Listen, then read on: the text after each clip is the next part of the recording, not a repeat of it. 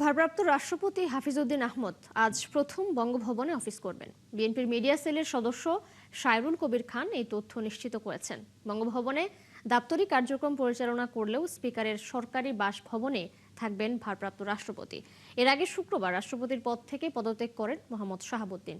সংবিধান অনুযায়ী ৫ বছরের জন্য তিনি নির্বাচিত হলেও ৩ বছর ৩ মাস দায়িত্ব পালন শেষে পদত্যাগ করেন। তার পদত্যাগের পর একই দিনে জাতীয় সংসদের স্পিকার হাফিজউদ্দিন আহমদকে ভারপ্রাপ্ত রাষ্ট্রপতি হিসেবে দায়িত্ব দিয়ে প্রজ্ঞাপন জারি করা হয়।